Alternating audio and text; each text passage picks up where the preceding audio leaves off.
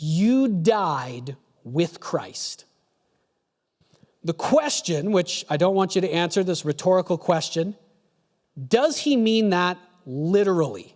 So he says it here, Colossians 2:20, since you died with Christ to the elemental spiritual forces, the basic principles of this world, as though you still belong to this world, why do you submit to its rules? You'll remember those verses if you were here last week. You died with Christ. Is that just a metaphor? Is it just a symbol? Or does he mean it literally? He means it literally. He means that you, if you came to Christ and you said to him, I want you to forgive my sin through the cross. I want to live my life for you, not for all the stuff that I wanted or for evil, or for anything of this world. I want to live for you. If you've done that, that's how you become a Christian, then you have died. Actually. Now, I know your physical body didn't die yet, but that's not required for death. Take a look. Back to my grapevine. I have my grapevine back. Here we go. The branches are dead. Have the physical properties of the branches broken down yet? No, not yet. But they are already dead to that grapevine. This is the condition of Christians. We have already died to this world. He says it again in chapter 3, which I just quoted for you. For you died. He says it just as plainly and simply as he possibly can say it. He's trying to show us that he's not using death as an analogy for something. He's saying, you died. And now, you've been grafted into a new tree.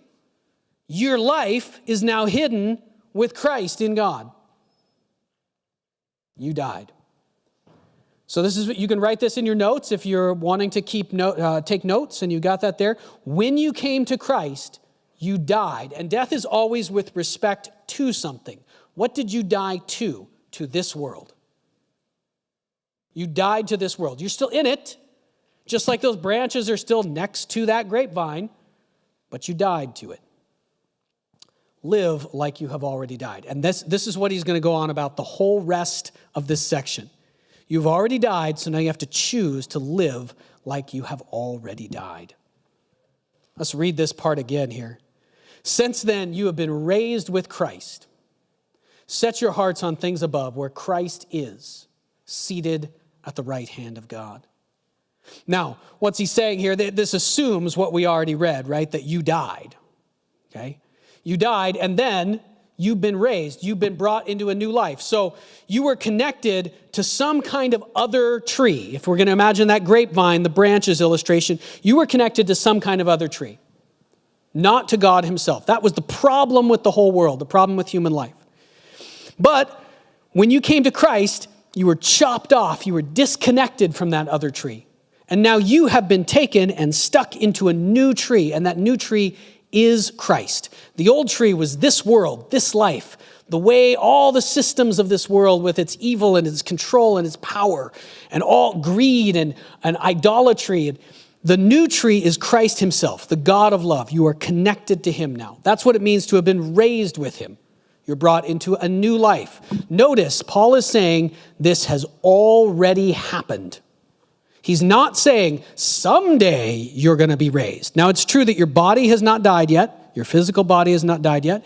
And your physical body has not been brought back to life yet. That will happen one day. But he is saying that you have already been raised, just like you've already died.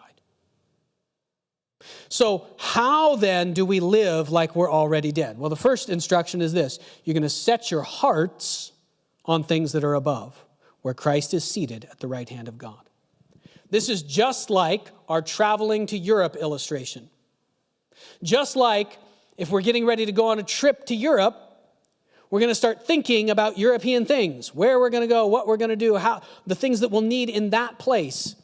We're going to start, the reason he says hearts, your heart is the part of you that wants things, that desires things. You're going to stop thinking about all the things in Canada that you want, and you're going to start thinking about all the things in Spain that you want to do.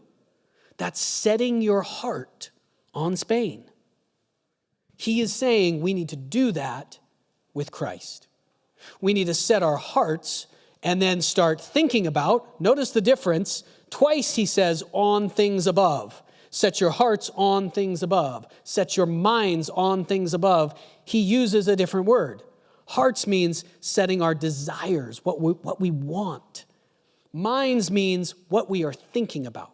We're going to start thinking about that new life, that next place. What he says after this, you died and your life is now hidden with Christ in God. Set your hearts and minds on things above. This is the first instruction on how to actually do this, how to live like you have already died.